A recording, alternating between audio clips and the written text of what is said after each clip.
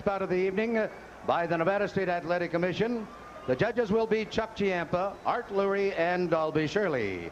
Your referee is Richard Steele. The next bout of the evening, a co-main event of the night, featuring 10 rounds of boxing in the heavyweight division.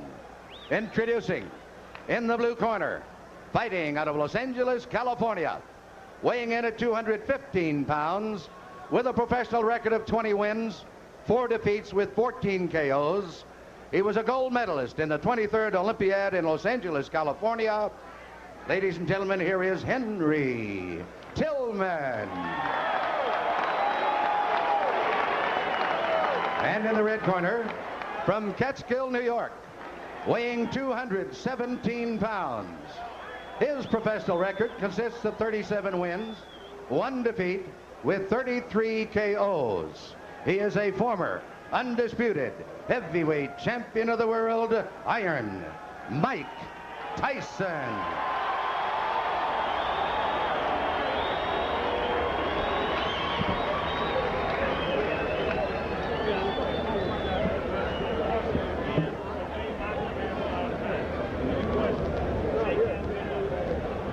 Mike Tyson is a 1-2 favorite to knock out his opponent in the first round. That means if you wanted to make $2, you'd have to bet $4.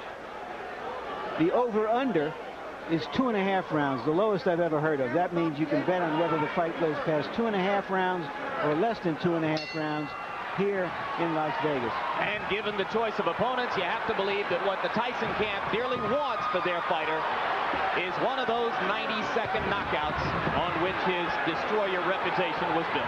You see what's happening here with Henry Tillman, using the ring, using movement. Mike Tyson, I knew he would charge right at Henry Tillman because he doesn't respect Henry Tillman. But in doing so, he may leave himself open because he's trying so hard to impress. You see the right hand by Henry Tillman. Mike Tyson must be aggressive, but he must be careful, not to rush in there. Now, question, how much does that remind Tyson of the overhead right that Buster Douglas kept stuffing into his mouth in Tokyo? Every time that Tillman lands a punch, it reminds him, it brings back that memory. Mike Tyson is a man with conviction. He wants to be impressive. He wants to impress not only himself, but to the critics and say, Mike Tyson was beaten soundly by Buster Douglas.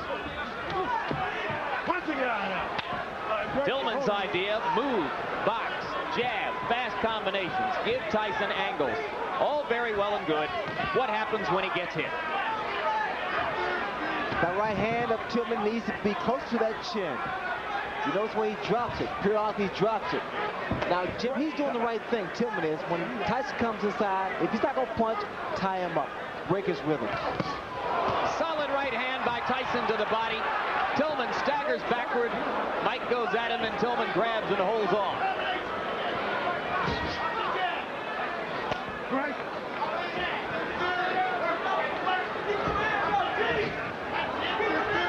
I believe Tillman's going to stand there and try to drop his right hand because he's trying to time Mike Tyson's onslaught. Not that much movement from Tillman now. Tillman missed with an overhand right. Trying exactly as you said he would to drop it in.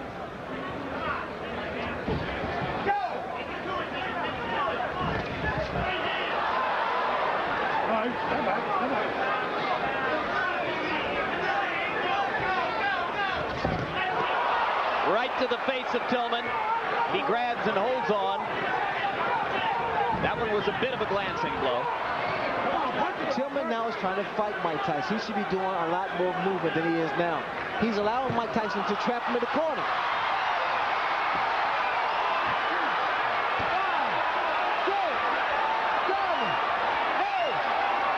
That'll be enough. Surprise! And Tyson rushes to Tillman to help him up, which may not at the moment be the very best idea. There's a huge crowd around the fallen fighter who probably needs a little air.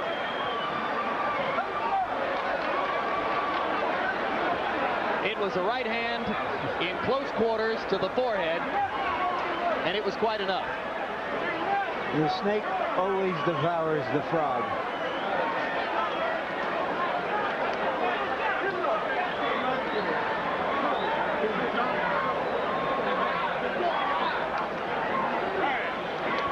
My over-under was 90 seconds. I think it went over. Yeah, I think there are a lot of people who are probably surprised by how far it went. Henry Tillman is not known to take a punch very well. He took one really solid blow earlier in the round and a vicious shot to the body, and finally it was that right to the forehead that was enough. The question I have as we watch this again, and there is the punch, a high punch on the forehead, the sort of a punch that knocked out Trevor Berbick when Mike Tyson won the heavyweight championship. The question I have is whether you can sell another doubleheader like this with a combined 6 or 7 minutes of fighting. Well, if it's Francesco Damiani and Alex Stewart, as appears to be the case in September, those are fighters with better credentials than those of Adelson Rodriguez and Henry Tillman. This is true, but I'm just curious. I don't know whether you can. I'm not saying you can't sell it. I'm just asking whether you can. We came here for a 2-ring circus, and we got it. One more look at the Hail Mary right hand. I know I'm going to land it somewhere here. And Tillman never responded at all to Richard Steele's count. And now let's go up to Chuck Hull for the official announcement. Ladies and gentlemen, the time, 2 minutes, 47 seconds of the first round. The winner by a knockout, Iron Mike Tyson.